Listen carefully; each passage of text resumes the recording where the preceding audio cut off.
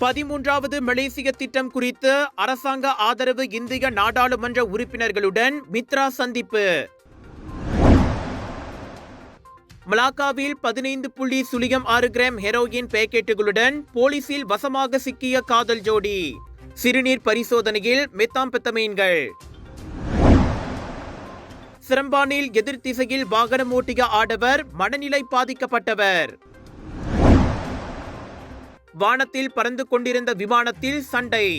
Kuala Lumpur Chengdu ஏர் Asia விமானத்தில் பயணிகளுக்கிடையே கைகலப்பு.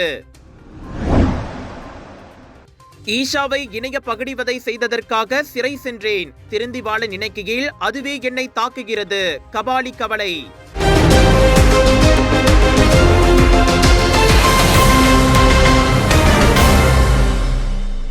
ஓராண்டுக்கு முன்னர் சமூக ஊடக பிரபலம் ஈஷா எனும் ராஜேஸ்வரியை இணைய பகடிவதை செய்ததாக குற்றம் நிரூபிக்கப்பட்டு சிறை சென்றவர்தான் கபாலி எனும் சதீஷ்குமார். 8 மாதங்கள் சிறைவாசம் முடிந்து கடந்த மார்ச் மாதம் இவர் காஜாங் சிறையில் இருந்து விடுதலையானார். சிறைவாசம் கொடுத்த படிப்பினையால் தவற்றை உணர்ந்து மெல்ல தனது இயல்பு வாழ்க்கைக்கு திரும்பி வரும் 45 வயது கபாலிக்கு இப்போது நிம்மதி இல்லை. எந்த குற்றத்திற்காக அவர் சிறை சென்றாரோ இப்போது அதே குற்றம் இவரை விடாமல் துரத்துகிறது. கடந்த கால தவற்றை சுட்டிக்காட்டி இப்போது இவரை எல்லை மீறி இணைய பகடிவதை செய்கின்றனர். தாம் மட்டுமல்லாமல் குடும்பமும் இதனால் அச்சுறுத்தலை எதிர்நோக்கி இருப்பதாக 3 குழந்தைகளுக்கு தந்தையான கபாலி வணக்கம் மலேசியாவிடம் கூறினார். என்னோட இந்த சோஷியல் மீடியாவில் டிக்டாக்ல நான் இந்த ஈஷா சம்மந்தப்பட்ட விஷயத்தில் தண்டனை அனுபவிச்சுட்டு போன வருஷம் 7ஆம் மாதம், இந்த வருஷம் 3ஆம் மாதம் வெளியாகிட்டேன். எல்லாமே முடிஞ்சிருச்சு. ஆனால் இன்னும் பார்த்திங்கன்னா சில தரப்புங்க சோஷியல் மீடியாவில் என்னை பற்றி எடிட் பண்ணி நான் தப்பான விஷயத்த பேசுகிறேன், தப்பான விஷயத்த சொல்கிறேன் சொல்லி ஒரு தப்பான விஷயத்தை கொண்டு வராங்க.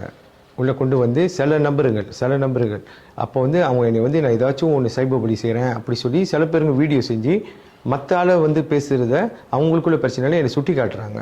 இந்த மாதிரி இவர் ஏற்கனவே செஞ்சாரா, ஈஷா விஷயத்தில் இவங்க செஞ்சாங்களே, அந்த மாதிரி ரொம்ப பேர் இன்னும் பேசிக்கிட்டு தான் இருக்காங்க இந்த டிக்டாக்ல சோஷியல் மீடியாவில். அதை தயவு செஞ்சு நான் நிப்பாட்டணும்னு அதை கேட்டுக்கிறேன். இது குறித்து போலீசில் புகார் செய்த கபாலி நிலைமை மோசமாகி வரவே தொடர்புத்துறை அமைச்சர் டத்தோ ஃபாமி ஃபட்சிலியும் நேரில் சந்தித்து தனது நிலையை விளக்கி கூறினார். ஆறுதல் கூறி அனுப்பி வைத்த ஃபாமி அடுத்த தடவை தக்க ஆதாரங்களுடன் வருமாறும் கேட்டுக்கொண்டார். தவறு செய்வது மனித இயல்பு. அவ்வகையில் செய்த தவற்றுக்காக சிறை தண்டனையும் அனுபவித்து விட்டேன். திருந்தி வாழ முற்படும் நேரத்தில் இது போன்ற செயல்களால் தனது குடும்பமே பாதிக்கப்பட்டிருப்பதாக அவர் கூறினார். தண்டனை முடிஞ்சு வந்தோடனே என் குடும்பத்தை பற்றி மூளைக்கு மூளை, என் குடும்பம், என் பிள்ளைங்க எல்லாத்த பற்றியும் மூளைக்கு மூளை வீடியோ ட்ரோல் பண்ணி கட்ட வார்த்தைலாம் போட்டு பேசி அதெல்லாம் சொல்ல முடியுது. அப்போ நான் லைஃப் கண்டிப்பாக தொலைஞ்சாவே மக்களுக்கு என்ன நான் இது என்னத்தினால இந்த பிரச்சனை வந்துச்சுன்னு ரொம்ப பேருக்கு தெரியாத விஷயங்கள் இருக்குது. அந்த விஷயங்களை நான் ஒளிய சொல்ல ஆரம்பிச்சோன்னே இப்போ அந்த ட்ரோல் இதெல்லாமே நின்றுச்சு. போலீஸில் நான் பிடிப்பட்டது அந்த விஷயத்துக்கு நான் போய் நின்றதுக்கு என்னோட ஐசி நம்பரும் என்னோட பேரும் எப்படி இந்த மீடியாவில் சோஷியல் மீடியாவில் டிக்டாக்ல விளையாடுச்சுன்னு தெரியல. மூளைக்கு மூளை என் ஐசி நம்பர் பேர் எல்லாத்தையும் போட்டு இதில் போய்ட்டு ரிப்போர்ட் பண்ணுங்கன்னு சில நம்பருங்க, பிடிக்காத நம்பருங்க அதை செய்ய சொல்கிறாங்க. அந்த மாதிரி எப்படி என்னோட சொந்த ஐசி நம்பர் இந்த மாதிரி ஒளியாகணுச்சுன்னு எனக்கு தெரியல. அந்த மாதிரி ரிப்போர்ட் பண்ணாலும் அது ரிப்போர்ட் பல்சு தான் இருக்கணும். எனக்கு தவறு உண்மையாக செஞ்சுருந்தா பரவாயில்ல, செய்யாத தவறுக்கு இப்படி செஞ்சோன்னு சொல்லி எடிட் பண்ணி ரொம்ப பேர் செஞ்சுக்கிட்டு இருக்காங்க. அது அரசாங்கம் தண்ட நடவடிக்கை எடுக்கணும். இணைய பகடிவதை செய்தேன் என அன்று என்னை குறை கூறினீர்கள். இன்று அதே தவற்றை நீங்கள் செய்வது மட்டும் எப்படி நியாயமாகும் என அவர் வினவியுள்ளார். இந்திய சமூக உருமாற்ற பிரிவான மித்ராவுடன் ஒற்றுமை அரசாங்க ஆதரவு இந்திய நாடாளுமன்ற உறுப்பினர்கள் முக்கிய சந்திப்பொன்றை நடத்தினர். பத்துகாஜா நாடாளுமன்ற உறுப்பினர் சிவகுமார் வரதராஜு, சிகாமா நாடாளுமன்ற உறுப்பினர் குணேஸ்வரன் ராமராஜ், கில்லான் நாடாளுமன்ற உறுப்பினர் கணபதிராவ் வீரமான், சுங்கைசிப்போட் நாடாளுமன்ற உறுப்பினர் கேசவன் சுப்பிரமணியம் ஆகியோர் இச்சந்திப்பில் பங்கேற்றனர். விரைவில் தாக்கல் செய்யப்படவிருக்கும் 13வது மலேசிய திட்டத்தில் இந்திய சமூக மேம்பாடு மற்றும் நலன் பாதுகாப்பு குறித்து அச்சந்திப்பில் விவாதித்ததாக மித்ரா தலைமை இயக்குனர் பிரபாகரன் கணபதி தெரிவித்தார். இந்திய சமூகத்தை வலுப்படுத்த தேவைப்படும் வியூகம் மற்றும் அதன் இலக்கை வரைவது குறித்த அம்சங்களுக்கு இச்சந்திப்பு முக்கியத்துவம் வழங்கியது. மலேசிய இந்தியர்களின் சமூக பொருளாதார மேம்பாட்டுக்கான ஓர் ஆக்கப்பூர்வ முன்னெடுப்பை பிரபாகரன் கணபதி அச்சந்திப்பில் முன்வைத்தார். அது ஓர் விரிவான பரிந்துரை அறிக்கையாகும். இந்திய சமூகத்தின் குரல்களுக்கும் அபிலாஷைகளுக்கும் தேசிய கொள்கை வரையில் தொடர்ந்து இடம் கிடைப்பதை உறுதி செய்ய இதுபோன்ற சந்திப்புகள் அவசியம் என மித்ரா தலைவர் பி பிரபாகரன் அறிக்கை ஒன்றில் கூறினார். இத்தகைய கூட்டு கடப்பாடுகள் நீண்டகால தீர்வுகளுக்கும் ஆக்கப்பூர்வமான திட்ட அமலாக்கங்களுக்கும் ஓர் ஊந்துதலாக இருக்கும் என பத்து நாடாளுமன்ற உறுப்பினருமான அவர் நம்பிக்கை தெரிவித்தார். Hidup banyak cabaran? Mesti boleh. Cloud9 naik semangatmu. Kelembutan karamel, kacang rangup, coklat enak. Cloud9. Baharu. Cloud9 Crispy Crunch. Cloud9. Seremban Jalan Tuanku அந்தாவில் எதிர் திசையில் தனது புரோத்தோன் சாகா ஈஸ்வரா காரை ஓட்டிய ஓட்டுநர் மனநிலை பாதிக்கப்பட்டவர் என உறுதிப்படுத்தப்பட்டது. கடந்த திங்கட்கிழமை முதல் முகநூலில் 25 வினாடிகளை கொண்ட காணொலி வைரலானதை தொடர்ந்து இதனை தாங்கள் கண்டறிந்ததாக சிரம்பான் மாவட்ட போலீஸ் தலைவர் துணை கமிஷனர் முகமது அத்தாச்சிடீன் தெரிவித்தார். சிரம்பான் பிரீமா கட்டிடத்திற்கு அருகில் போக்குவரத்துக்கு எதிராக வாகனம் ஓட்டப்படுவதையும் அந்த வாகன ஓட்டுநர் தனக்கு மட்டும் இன்றி பிற சாலை பயணிகளும் ஆபத்தில் சிக்கும் அபாயத்தையும் அந்த காணொலி காட்சியில் காண முடிந்தது. பந்திங் வட்டாரத்தில் 57 வயதுடைய அந்த கார் ஓட்டுநர் கண்டுபிடிக்கப்பட்டு சிரம்பான் மாவட்ட போலீஸ் தலைமையகத்திற்கு கொண்டு வரப்பட்டார். அந்த ஆடவர் மனநிலை சிகிச்சை பிரச்சனையை எதிர்நோக்கி இருந்ததோடு மருத்துவமனையில் மனநிலை சிகிச்சையை மேற்கொண்டு வந்ததும் விசாரணையில் தெரிய வந்துள்ளது. இந்த சம்பவத்தின் போது அந்த நபர் சீரான நிலையில் இல்லை என்று நம்பப்பட்டதோடு தனது போலீஸ் புகாரில் இதனை அவரது மனைவி உறுதிப்படுத்தியிருந்ததும் தெரிய வந்துள்ளதாக முகமது அத்தாச்சிடீன் வெளியிட்ட அறிக்கையில் தெரிவித்தார். எனினும் அவரது வாகன லைசன்ஸ், சாலை வரி அனைத்தும் செல்லத்தக்கதாக இருந்தன. போக்குவரத்து எச்சரிக்கை அடையாளத்தை பின்பற்ற தவறியதற்காக 1987 ஆண்டின் சாலை போக்குவரத்து சட்டத்தின் 79வது பிரிவு 2 கீழ் அந்த ஆடவருக்கு சம்மன் வழங்கப்பட்டது.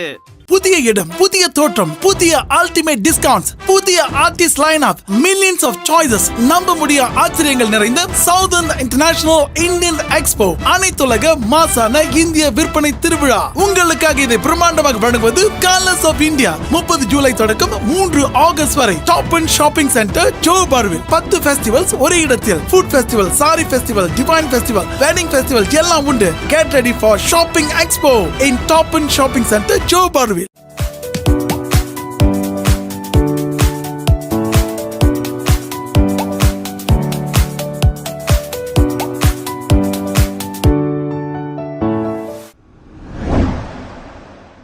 கோலாலம்பூரில் இருந்து சீனா செங்டுவிற்கு பயணம் மேற்கொண்டிருந்த ஏர் ஏசியா விமானத்தில் பயணிகளுக்கிடையே மோதல் ஏற்பட்ட காணொலி வலைத்தளத்தில் வைரலாகி உள்ளது.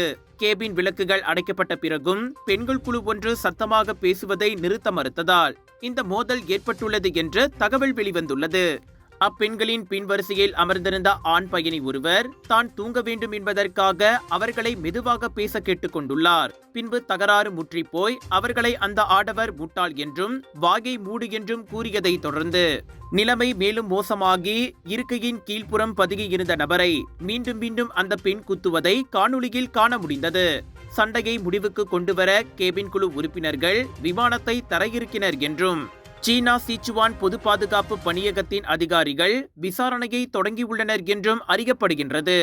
நகர சம்மிலான் மக்களே, உங்களுக்காக வருகிறது GM Indians பெருமையுடன் வழங்கும் Nagar Sammilan global Indian shopping expo and viral food festival 23 இருந்து 27 ஜூலை ஸ்ரமன் பிரீமா ஸ்ரமன் Nagar Sammilan opposite of KTM station. Food ஃபெஸ்டிவலில் 100க்கும் அதிகமான உணவுகள், லட்சக்கணக்கான பொருட்கள், ஷாப்பிங் செய்ய, ஃபன் பண்ண, என்டர்டெயின்மெண்ட் நாள்தோறும், Bollywood Kollywood wedding collections, wholesale விலையில் 80% வரை டிஸ்கவுண்ட். நான் ஸ்டாப் மெகா ஷாப்பிங் எக்ஸ்போ ஸ்ரமன் பிரீமா ஸ்ரமன் Nagar சம்மிலான் bil. Kemeriahan perpaduan Madani kini kembali. Pelbagai aktiviti menarik menanti anda. Persembahan artis, pameran dan perkampungan etnik, jualan Madani, Food Unite, 50% diskaun saman PDRM, sukan rakyat dan macam-macam lagi. Ayuh ke sambutan Minggu Perpaduan Peringkat Kebangsaan pada 17 hingga 20 Julai 2025 di perkarangan Stadium Negeri Batu Kawan, Pulau Pinang. Masuk adalah percuma, sama-sama raikan harmoni dalam kepelbagaian.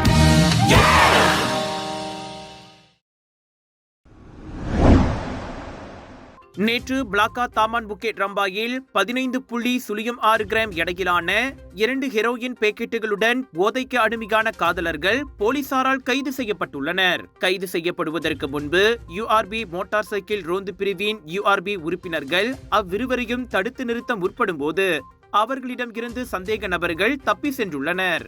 யுஆர்பி உறுப்பினர்கள் MPV ரோந்து பிரிவினருடன் இணைந்து வாகனத்தை துரத்தி செல்ல முற்படும் பொழுது அந்த காதலர்கள் ஆபத்தான முறையில் வாகனத்தை செலுத்தி பொதுமக்கள் ஒருவரின் காரை மோதிய பின்பு ரோந்து பிரிவு உறுப்பினரின் மோட்டார் சைக்கிளையும் இடித்து தள்ளி உள்ளனர் என்று மலாக்காத்துங்கா மாவட்ட காவல்துறை தலைவர் கிறிஸ்டபர் பத்தீட் கூறியுள்ளார். விபத்துக்குள்ளான யுஆர்பி உறுப்பினர் சிறு காயங்களுடன் உயிர் தப்பினார் என்றும் அவ்விருவரும் வெற்றிகரமாக போலீசாரால் கைது செய்யப்பட்டனர் என்றும் அவர் குறிப்பிட்டிருந்தார்.